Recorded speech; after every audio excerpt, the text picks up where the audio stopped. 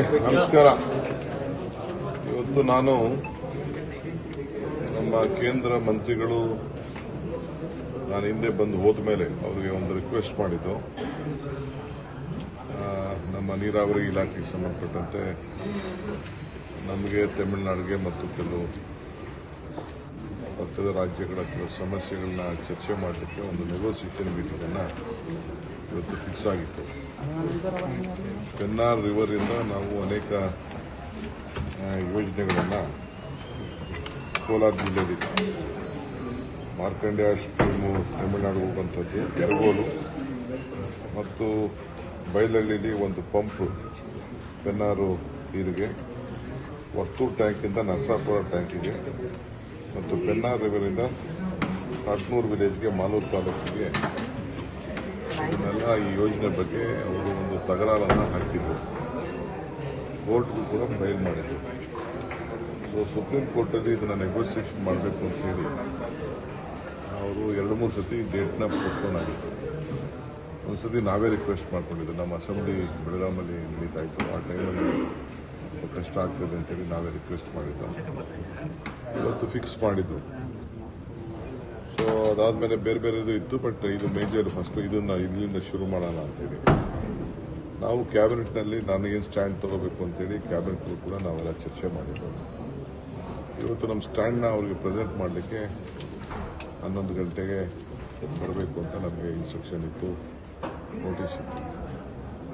But mid night ಅಷ್ಟೊತ್ತಿಗೆ, ನೆನ್ನೆ ರಾತ್ರಿ ಅಷ್ಟೊತ್ತಿಗೆ ತಮಿಳುನಾಡವರು ರೆಫ್ಯೂಸಲ್ ಮಾಡಿದ್ದಾರೆ ಅಂಥೇಳಿ ನಮಗೆ ಸಪ್ರೇಟಾಗಿ ಟೈಮ್ ಕೊಡಿ ಅಂತೇಳಿ ಈ ಮೀಟಿಂಗನ್ನು ಪೋಸ್ಟ್ಪೋನ್ ಮಾಡಿದ್ದಾರೆ. ಸೊ ಆಯಿತು ಅಂತ ನಾವು ಯಾರ ಹತ್ರ ದೂರವಾಣಿ ಮುಖಾಂತರ ಮಾತಾಡಬೇಕು ಅದನ್ನೆಲ್ಲ ನಾನು ಮಾತಾಡಿದೆ.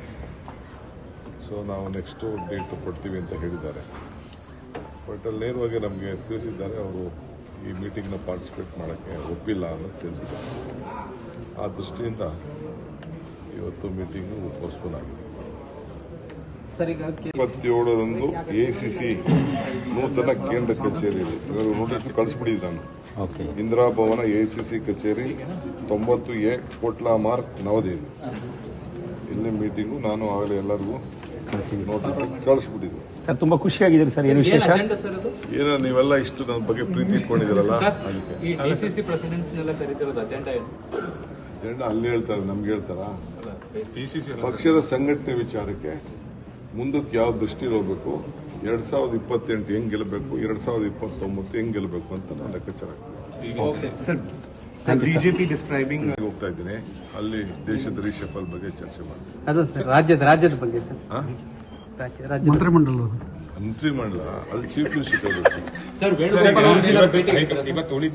ಅವ್ರನ್ನ ಭೇಟಿಯಾಗಿದ್ರೆ ಟೈಮ್ ಸಿಕ್ಕಿದ್ರೆ ಭೇಟಿ ಮಾಡ್ತೀನಪ್ಪ. ಅವ್ರ ಮೀಟಿಂಗ್ ನಡೀತಾ ಇದೆ ಕಣೆ, ನಮ್ಮ ಜನರಲ್ ಸೆಕ್ರೆಟರಿಗಳು ಇನ್ಚಾರ್ಜ್ ಮುಂದಕ್ಕೆ ಏನಾಗಬೇಕು ಅಂತ ಹೇಳಿ ಮೀಟಿಂಗ್ ನಡೀತಾ ಇದೆ. ಸರ್ ಬೆಳಗ್ಗೆಯಿಂದ ಕಾಣಲಿಲ್ಲ, ಎಲ್ಲರೂ ಭೇಟಿಯಾಗಿದ್ರೆ ಯಾರನ್ನಾರು ನಿಗೂಢ ಸ್ಥಳದಲ್ಲಿದ್ರು ಅಂತ ಡಿ.ಕೆ. ಶಿವಕುಮಾರ್ ಅವರು ನಿಗೂಢ ಸ್ಥಳದಲ್ಲಿದ್ರು ಅಂತ ಕೂಡ ಇಲ್ಲ. ಹೋಗಿದ್ದೆ, ಮನೆಯಿಂದ ಬರ್ತಾ ಇದ್ದೀನಿ, ಭೇಟಿ ಮಾಡಕ್ಕೆ ಬಂದಿದ್ದೀನಿ. ತುಂಬಾ ಖುಷಿಯಾಗಿದ್ದೀರಿ ಸರ್. ಈಗ ನಾನು ಈ ಇರಿಗೇಷನ್ ಬಂದೆ, ನಮ್ಮ ದೇವಸ್ಥಾನ ಇದೆ, ನಮ್ಮ ಲೀಡ್ಗಳು ಟೈಮ್ ಅವರೆಲ್ಲ ಒಂದು all India office bearers meeting ನಡೀತಾ ಇದೆ. 27ನೇ ತಾರೀಕಿನ ನಮ್ಮ ಎಲ್ಲ ಜಿಲ್ಲಾ ಕಾಂಗ್ರೆಸ್ ಅಧ್ಯಕ್ಷಗಳ ಸಭೆಯನ್ನು ಕರೆದಿದ್ದಾರೆ ಇಲ್ಲಿ. ಆಲ್ ಜಿಲ್ಲಾ ಕಾಂಗ್ರೆಸ್ ನಮ್ಮ 33-34 ಜಿಲ್ಲೆ ಏನಿದೆ ಅವರು ಕರೆದಿದ್ದಾರೆ. ನಾನು ಅವತ್ತು ಬರ್ತಾ ಇದ್ದೀನಿ.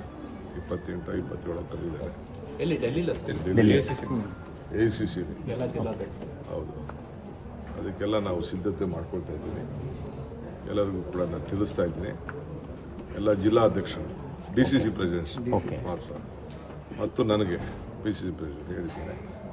27ನೇ ತಾರೀಕು 8ನೇ ತಾರೀಕಿಗೆ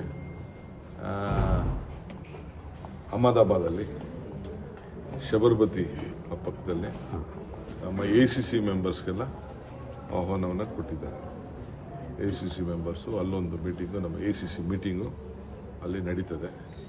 ಅದಕ್ಕೂ ಕೂಡ ನಮ್ಮ ನಾಯಕರುಗಳೆಲ್ಲ ಎಸಿಸಿ ಮೆಂಬರ್ಸ್ ಯಾರಿದ್ದಾರೆ, ಸೀನಿಯರ್ ಲೀಡರ್ಸ್ ಯಾರಿದ್ದಾರೆ ಅವರೆಲ್ಲ ಹೋಗ್ತಾರೆ.